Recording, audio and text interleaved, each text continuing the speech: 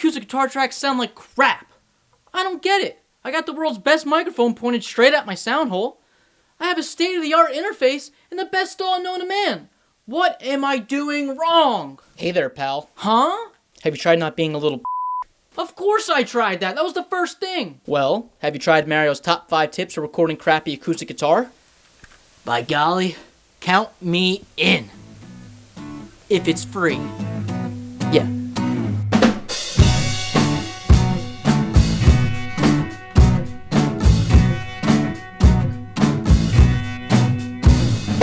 Alright, in today's video, I want to talk about my approach to recording acoustic guitar, specifically crappy sounding acoustic guitars, because throughout all my years of recording, I've only ever had privy to 2 acoustic guitars, the first being this Stella Harmony that I got for $50. As much as I love this thing, it is, by no means a nice sounding guitar. The second being this Ibanez guitar that one of my old coworkers gave to me because they were throwing it out in the trash. So between these two, we're talking about $50 worth of acoustic guitars here, and there's nothing to write home about. And, throughout the years of me recording these 2 guitars, I've learned a couple things along the way to make them sound as best as they possibly could. With any acoustic instrument, you're really going to hear the cheapness of said instrument. And acoustic guitar is no exception. If you ever picked up a nice guitar that's worth $1,000, $2,000 and you strum it, you can immediately tell and hear that it is a quality guitar. It's very akin to recording a drum set. You could fake a cheap drum set and make it sound good, but cymbals, you will never make cheap cymbals sound like high-end cymbals, right? Same thing with acoustic instruments. You really can't fake it like you can with, say, in a cheap electric guitar. So we have to learn to work with our limitations and do the best we can. So let's just get started. Tip number 1, Room Acoustics. Chances are, if you are a bedroom recordist, as I'll call it, you're recording in a small bedroom like so, and it is not going to be acoustically treated. That is going to be a huge no-no for a low-volume acoustic instrument such as an acoustic guitar. Your small bedroom is going to be subject to a lot of reflections that are going to hit your microphone no matter where you put it. And when it's not acoustically treated like a room like this, it is never going to sound good. So the first thing we're going to do is go into as big a room as possible that you have access to. Alright, so now I am in my big living room. The walls and the ceilings are much farther away from my acoustic guitar and microphone, therefore it's going to be picking up less room reflections. Now there is going to be more room sound in a big room like this. However, in my experience, the room sound in a big room like this, even though it's untreated or acoustically treated, is going to sound more pleasing to the ear than a small bedroom, so we could use this to our advantage. Let's move on to tip number 2 regarding microphones and microphone placements. I'm not going to spend too much time today talking about microphones and microphone placements. There's 1,000 videos on YouTube already talking about how to record acoustic guitar. I'm certainly not going to bring anything new to the table. However, I'm going to condense it as so. You're going to have 3 microphone types. You have a dynamic microphone, then you have a ribbon microphone, and then you have a condenser microphone. Generally speaking, dynamic microphones are going to be more mid-range focused. They're not going to have a lot of high-end frequency response. They're going to be more mushy, so they're not going to react to transients and intricate, delicate details of your acoustic guitar playing. Then we move on to ribbon microphones. It's going to be more natural sounding. The frequency response is going to be flatter and more extended into the high frequencies. And it's going to react to those transients quicker, so it's going to pick up your intricate guitar picking and your string noises and all that stuff. And then as you move on to condenser microphones, it's going to be even more delicate sounding, more clarity, more extended frequency range. Those things can hear your grandmother queef from a mile away, right? So there's that broad range of 3 microphones. Since this is a video about recording crappy acoustic guitar, I'm going to focus on you probably having a crappy dynamic microphone. And, it might seem like a detriment for acoustic guitar, but if you have a bad sounding guitar and maybe you're not the best guitar player, we could use this to our advantage. A mushy microphone like this that doesn't have a lot of high-end frequency response, it could kind of hide a lot of the uglies going on in your guitar playing, and we could use this to our advantage. There's also been so many recordings with dynamic microphones on acoustic guitars, and they sound fantastic. You could definitely use it to your advantage. Alright, let's talk about microphone placement. First things first, get it away from the sound hole. You don't want a microphone in front of that sound hole, right? There's generally going to be 3 areas that people are going to suggest you record acoustic guitar from. The first being over the shoulders. Sounds great. I've tried it. The only reason I don't like to do it is it's generally just a pain to set up. And especially if you're the one setting it up and playing, it just becomes kind of a nightmare. I don't know if it's worth the effort. Maybe if you have some fancy small condenser microphones, you want a stereo image, sure, go ahead. But for me, it's not working for my crappy guitar. The second position people suggest is right in front of the 12th fret on your acoustic guitar here, maybe 6 inches away, 12 inches away. I've tried that. Sounds great. It tends to be a little more high-end focus for the frequencies.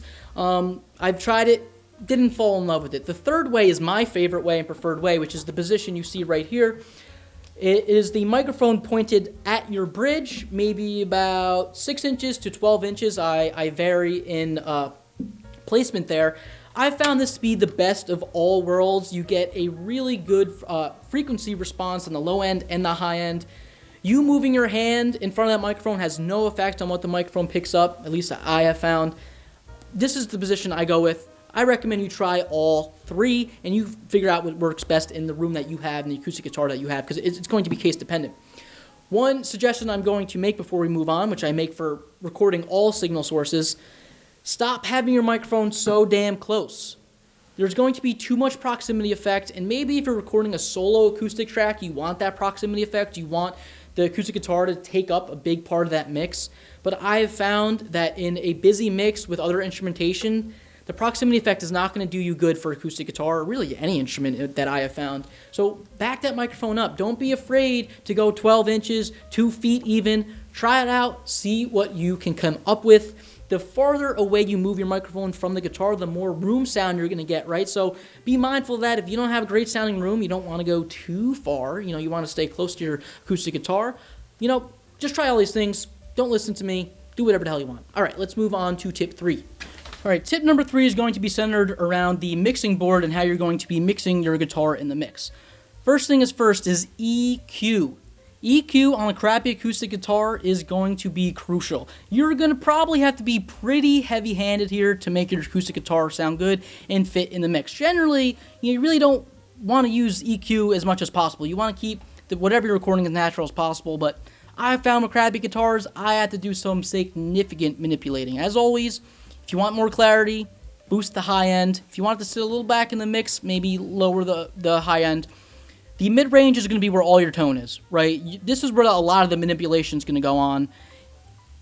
I can't give you what frequencies to boost, what frequencies to cut. You're going to have to try different things depending on the song you're recording in, the guitar that you have, in the room that you're recording in. There are so many factors here. No one's going to be able to give you any frequencies to try out. If they're giving you frequencies, they're full of crap. And finally, the low end. Generally, on a busy mix, you're going to want to do some cutting on the low end. It's just going to sound too muddy with all the other instrumentations, especially the bass. And really, when it's in a mix like that, that low end's not needed. It's just busying up the whole mix in general and creating mud. Now, if you have a solo track where it's just acoustic, maybe you don't want to touch it. Maybe you want that low end. Maybe you want it to fill up the sonic landscape, as I like to call it. All right? So that's EQ. Start turning knobs. It'll sound good. It's a crappy guitar anyway. Don't feel bad about ruining what it sounds like. Next is the compression. Now, generally, if you have a high-end acoustic guitar and you're using high-end preamps and high-end microphones, you're going to want to be a little light-handed on the compressors, right? You want it to sound natural. You want that awesome guitar player's finger playing to sound great, finger playing, whatever. All the intricate string details and picking, you want it to be intact. You don't really want to go crazy. However, for a crappy acoustic guitar, man, I have found pushing the limits on your compressor is the way to go. I mean, in general. Sometimes I really like to almost limit my acoustic guitar so it's really up front in the mix. It's just hitting you in the face, slow attack time, fast release, just pumping, pumping to a slight degree. To me, for my recording, for a garage-style recording with a crappy guitar, that seems to work great. Now, if you want a little more natural sounding, back off on the ratio, obviously. Don't limit. Maybe try something as low as 2 to maybe 5. Maybe somewhere in that range is gonna sound a little more natural. Your attack times, I like to use slow attack times on pretty much everything. With my compressors that I have, my VCA compressors, I don't know. Slow attack times sound great on everything, but definitely try speeding it up. Maybe try probably medium speed. You don't want to go too quick or it's just going to kill the life of your acoustic track, So maybe try somewhere in the middle for the time and a slow attack time as well. For the release time, once again, it's going to depend so much on the song you're recording. For me, I usually have fast pace, rock style, chugging and strumming. That fast release time always sounds good to my ears. If you're going for a more folky acoustic, I don't know, trying to make love acoustic guitar sound, then, maybe your release times want to be a little longer. You want it to be a little more smoother sounding. Once again, I can't give you advice on how to put compressors on guitar. Any video telling you what you should be doing, they're full of it because it's going to be so dependent on the source material, what you're recording, what you want it to sound like, right? So you're really going to have to try different things here. All I'm going to say is try to go heavy-handed with your crappy guitars. You're going to have some fun with it. Tip number 4 is going to be to double your acoustic guitars. And really, this tip is going to hold true for a lot of sources that you're going to be recording that both lack sonically as well as in performance. A great example is on someone who has weak vocals, this guy. Doubling your vocals is such a quick way to both fill in the sound and make it sound more full, as well as hide the inconsistencies in your performance. Same thing is going to be true for acoustic guitar. If you're lacking in your playing and both the sonic characteristics of your acoustic guitar is a little lacking, doubling it is a quick way to instantly make the mix sound a lot more full. Now try keeping it as a mono source, try stereo separation, try different microphones for each take, try different microphone placements. It's fun to kind of switch it up and get 2 different sounds, and really the opportunities are endless here for experimentation. Can't tell you what to do. You're gonna have to try it out yourself and try different things. Just double it, double it, double it, double it. All right, tip number 5. My last tip I want to talk about is without a doubt the most important thing I want to impart on you in today's video, and you are not gonna like it. If you are unhappy with the way your acoustic guitar sounds in your recorded tracks, 9 out of 10 times, it's not your acoustic guitar. It's not even your microphone. It's not your preamp. It's not your compressor. It's not because you're not recording on tape. It's none of that. It's simply because you have not practiced that guitar part enough. Now, I know you're like, this guy sounds like a snob. He thinks he's a great guitar player. No, I am a terrible guitar player. I am a drummer. If you need me to put down a killer drum part on a record, I could do that pretty quickly in maybe 5 takes without any prior practice. Acoustic guitar or piano or whatever, I literally need about a year to practice a part until I'm ready to record it. And that is not an exaggeration. I'm working on a song right now on my piano that I've been playing every day almost for a year, and I'm still not happy with my performance. Now, I could rush it. I could rush the performance, and I could get a lackluster result with a really great microphone and great compressors and record it on tape and all this, but it's never going to sound as good as if I practiced to the point where it was like, riding a bicycle to me, right? And I really cannot stress this enough. Do not rush your tracks. Take your time. It could even take more than a year. This happens to me with all of my recorded material. I am not a guitar player. I'm not a piano player. I'm not a bass player. I'm not a singer. It takes me literally at least a year for all my tracks that I want to record, right? So please, please, please practice, right? The stuff you're recording with, it doesn't matter in the end. I talk about this all the time. The greatest example I could always give is all these folk or blues artists from the 1940s, 1950s. I could ramble off a bunch of names right now. They all had such limited equipment, yet all their music is timeless. Why? It has nothing to do with the guitar they were using or the microphone that picked them up. It's their story. It's their music. It's the emotion in their voice. It's everything. You know what I'm saying? They've been let's take someone from like Robert Johnson, right? Literally just a guitar and a crappy tape machine in a room, and 27 songs later, and they're timeless, right? They're going to be known for as long as, recorded history is, available, right? So I'm losing my train of thought here, but I really hope I'm making myself clear here. All right, I kind of get lost in my words, but I don't feel like re-recording that rant there. Long story short, practice, practice, practice, practice, practice. and practice, okay? Now, I'm going to show some examples now, some audio examples of me utilizing the technique both on these two guitars that I showed today with various mic setups and various compressor setups, and I want you to hear it in a full context to show you what my method is able to get. So I hope you enjoy, and I'll see you guys next time. Yeah, 1, 2, 3, 4. Sleeping in my grandma's basement. She tells me she won't listen. I just want to sneak you down to show you that I love you. No one understands our love. It's truly been unfound. I really want to kiss you. My lips begin to miss you. Time slows when you're around. Playing in your yard with our hearts up to the stars. Nothing in our way. Our love grew more every day. Spoke just with our eyes. We never said goodbye.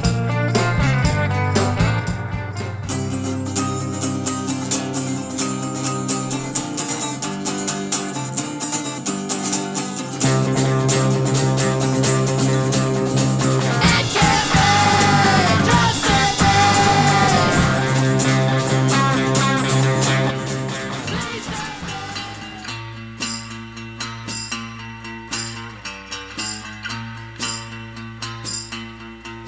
Maybe one day I will have it made.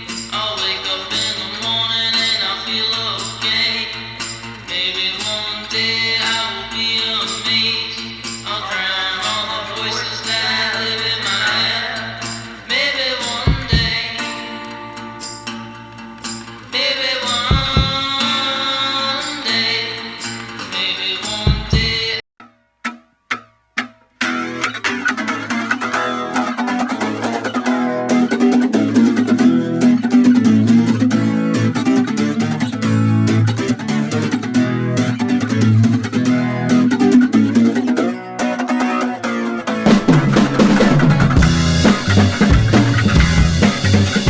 Worms on the pavement, it's where I ought to be. Sizzling up in the sun, I'll have this and be free.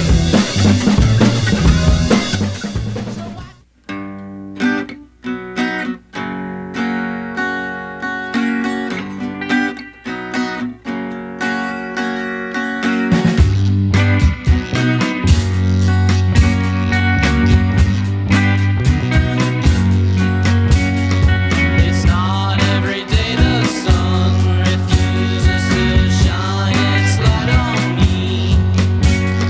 The nectar in my eyes drips right out of my dream.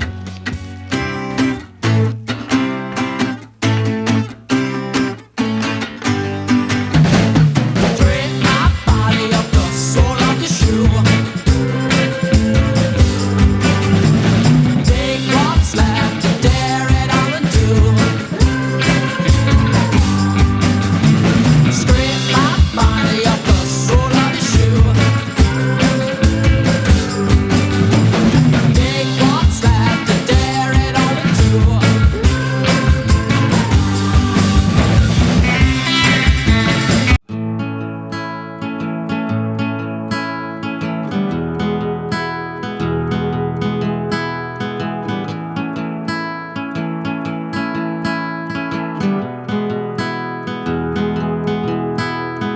I realize today my shoes are much tighter than they used to be. Like something's in the way, but they still look.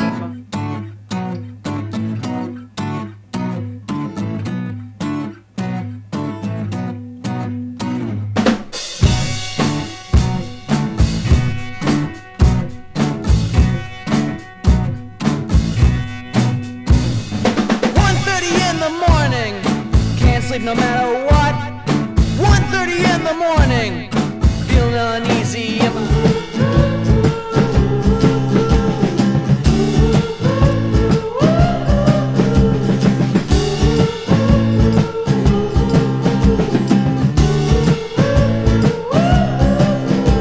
My girlfriend's got a car, she's my chauffeur, she drives me kind of far. It's why I need The way you went sailing right out there.